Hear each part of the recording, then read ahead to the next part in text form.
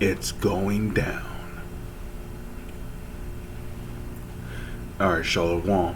First and foremost, giving all praises, honor, glory, respect, and blessings to Yahweh, Ba'ashem, Yahweh Shai, Ba'ashem Rakha Kwadash.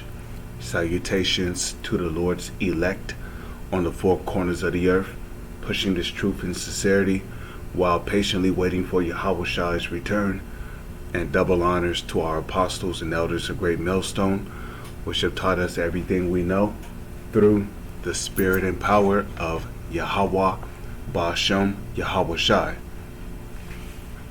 And welcome to another series of It's Going Down, being brought to you by the spirit and power of Yahweh, Ba'ashem, Yahweh Shai. Russia issues calls to other nuclear powers. So this is more nuclear talks in the news. You know, nuclear talks have pretty much began becoming the new norm.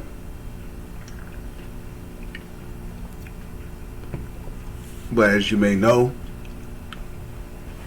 before the nuclear war can begin, the CHIP must become mandatory. But more signs that we're almost out of here.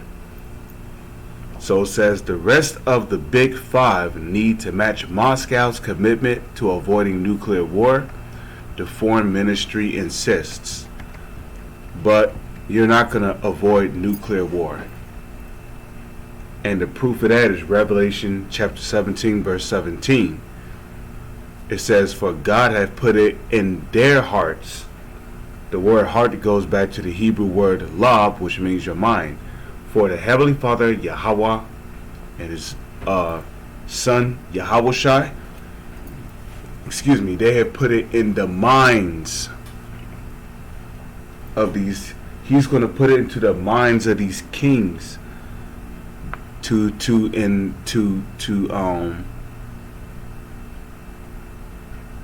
fight a nuclear war. So nuclear war is inevitable. You know, here it is, you're talking about avoiding a nuclear conflict, but you keep bringing up nukes. Nukes.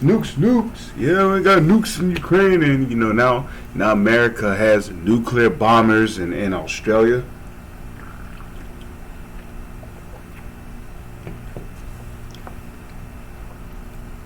So it says, Moscow is strictly and consistently guided by the principle that a nuclear war can never be won and should never be fought. Oh, but it's going to happen. The Russian Foreign Ministry said on Wednesday, calling on other atomic powers to demonstrate and practice their own commitment to this. It says, we firmly believe that in the current difficult and turbulent situation, a result of irresponsible and shameless actions aimed at undermining our national security, the first priority is to prevent any military clash of nuclear powers, the ministry said. But there is going to be a clash of nuclear powers, because the scriptures say that there's, you know, the Lord, the Heavenly Father, through His only begotten Son, said that there is going to be a clash of nuclear military powers. And furthermore, you know, you devils, you Edomites, you're so stupid that you know, the Heavenly Father, here it is, you know, He gave you the knowledge to split the atom just so you can make these weapons of mass destruction, just to bring about your own ruin. And furthermore, what did Isaiah tell Esau in the book of Genesis, the 27th chapter? He said, by thy sword shalt thou live. So without a doubt, you're going to end up using those nukes. Russia stands by its signature on January 3rd joint statement with leaders of the Nuclear Five, which includes the United States, the United Kingdom, France, China,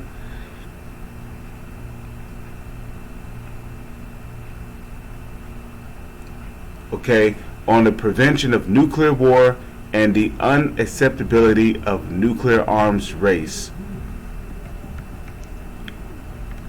Okay, the ministry also called on other members of the Nuclear Five to demonstrate practice. In practice, they also share this commitment and to abandon dangerous attempts to infringe on others' vital interests, balancing on the brink of direct armed conflict and encouraging provocations with WMD, which can lead to catastrophic consequences. Okay, and here it says Russia has repeatedly warned the United States and its allies that their overt aid to the government in Ukraine makes them parties to the conflict in Ukraine. Moscow has also publicly accused Kiev of nuclear blackmail, including an alleged plan to detonate a dirty bomb against its own citizens. So, you see, this is the Edomites we're talking about here. You know, this is what Esau does when things don't go his way. Nuclear blackmail, that threatening to detonate a dirty bomb on his own civilians. These are the people that are in power, and they must be stopped, and they will be stopped.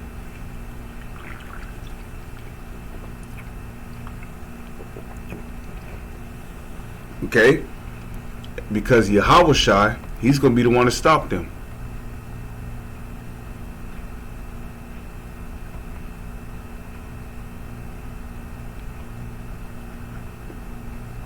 Yahweh is going to be the one that stops them. And ultimately, you know, Yahweh and his elect men, they're going to put these devils into captivity. You're going back in chains and shackles where the world no longer has to worry about another nuclear threat. Because, I mean, you said this dude's like a big kid. He's like a giant, he's like a grown-ass kid with nuclear arms in his possession. Yeah. Oh, well, if you do this, and I'll detonate a dirty bomb on civilians. Yeah, who says shit like that? Really? You gonna do that to your own civilians?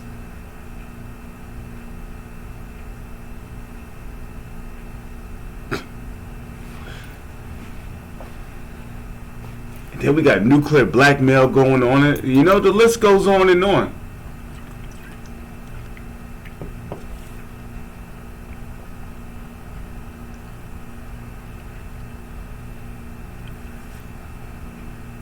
But hey, let's further prove that nuclear conflict is inevitable, is unavoidable, and it's inescapable. So,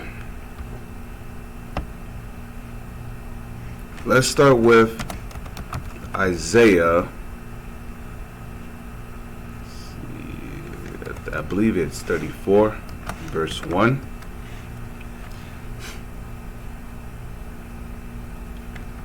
So I'll just keep on reading until I get straight to the point. Isaiah 34 and 1. Come near, ye nations, to hear, and hearken, ye people. Let the earth hear, and all that is therein, the world, and all things that come forth of it. Excuse me. Verse 2.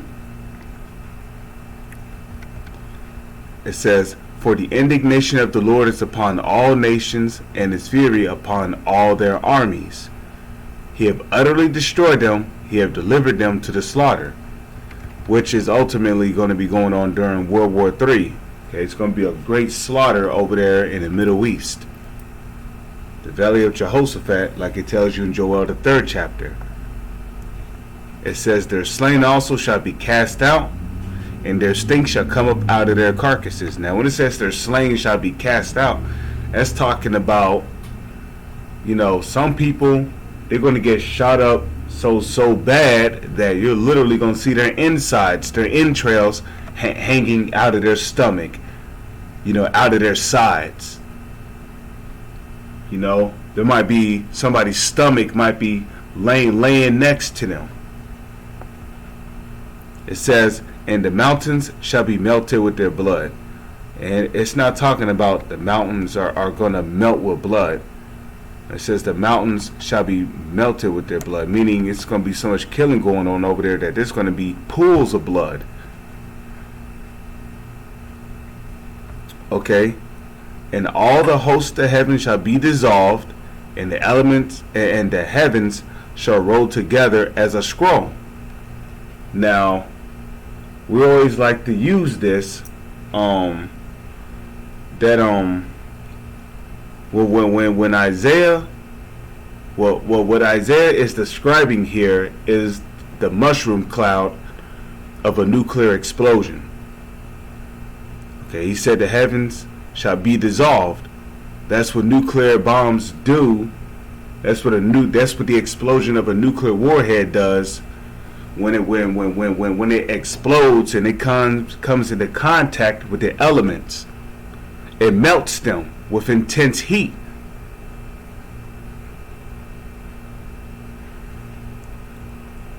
Okay, it melts them with intense heat. It says, and all their host shall fall down as the leaf falleth from off the vine, and as a falling fig from the fig tree. Okay, and as a falling fig from the fig tree.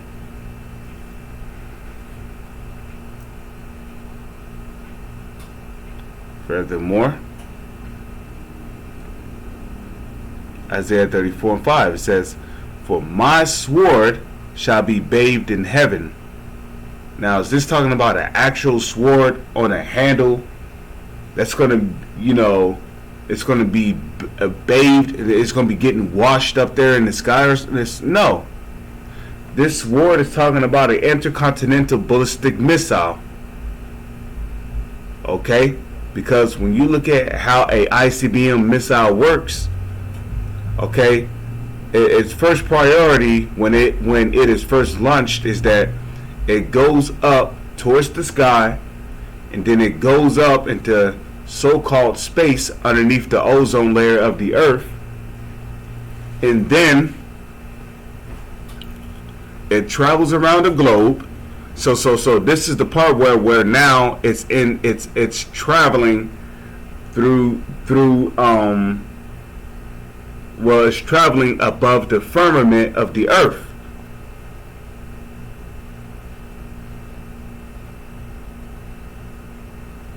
You see? So it says, behold, it shall come down upon Idumea. Okay, Idumea is the Greek way of saying Edom. Okay, and who are the biblical Edomites? Well, that's starting with the so-called elites, trickling down to the rest of their nation of people. Okay, these are your Edomites. Okay, so according to biblical prophecy, these nukes are going to be used, and they're going to be used predominantly on America, okay, the land of Israel, which is predominantly being ruled by who? Idumea, Edom. Okay, and don't get me wrong, parts of Russia is going to get hit with nukes, parts of China is going to get hit with nukes. You know,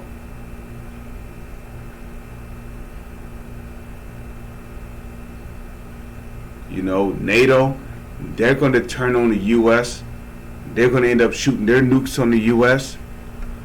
So it says, behold, it shall come down upon Idumea and upon the people of my curse to judgment. Right, Edom is the people of the Lord's curse.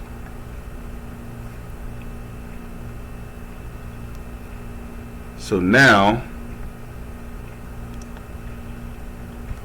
let's go to Jeremiah 50 verse 14.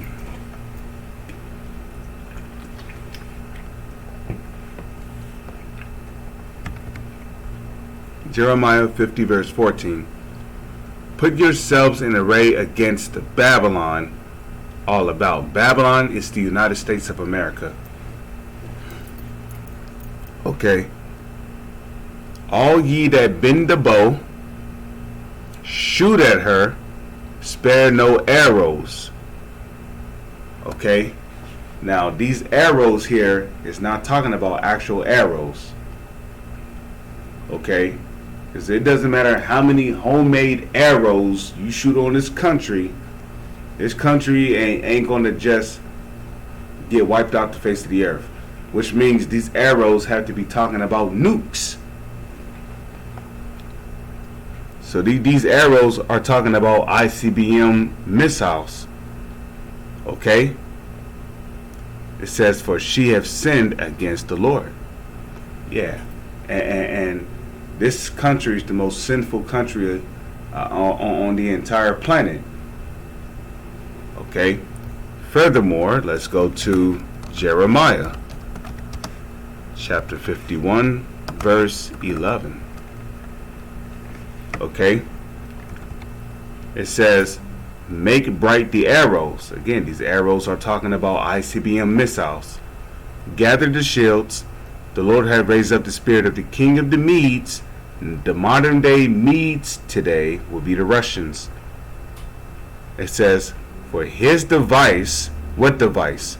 Those ICBM missiles is against Babylon to destroy it. Okay? Now we know that through ancient history, ancient Babylon was not destroyed. Now the inhabitants were, well, the ones who was ruling Babylon, but the city of Babylon was not necessarily, destroyed. Now the new Babylon, the modern age Babylon, which is the United States, the Lord's device is against this Babylon to destroy it, because it is the vengeance of the Lord, Yahweh Ba'ashem Yahweh Shai, the vengeance of his temple. Furthermore, if we come up here to Jeremiah 51 verse 1, it says, thus saith the Lord, Yahweh Ba'ashem Yahweh Shai, I will raise up against Babylon and against them that dwell in the midst of them that rise up against me a destroying wind. Okay? And what's that destroying wind? Well, if you look at the explosion of a nuclear warhead, it literally looks like a destroying wind. Okay? 1,000 foot long, full of flames, radiation, literally wiping out everything in its path.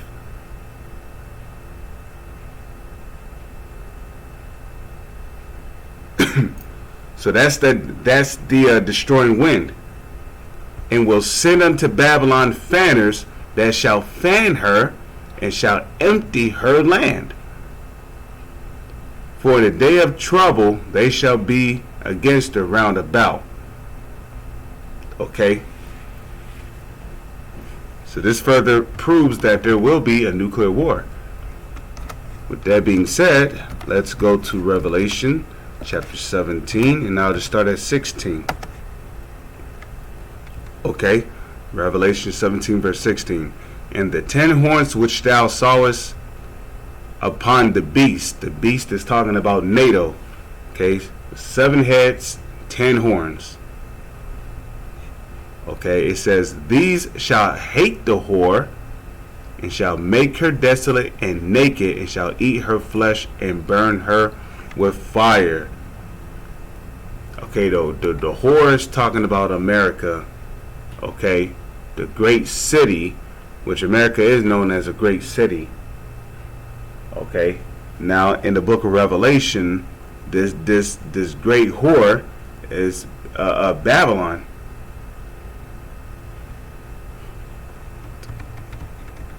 Okay,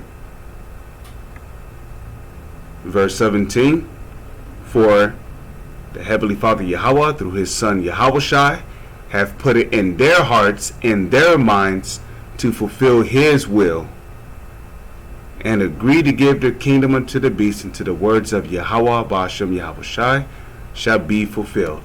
So guess what? There's going to be a nuclear war, because the Heavenly Father is going to make y'all start the nuclear war for his word's sake, for biblical prophecy's sake. But with that, I'm going to say Shalom is on to the next one.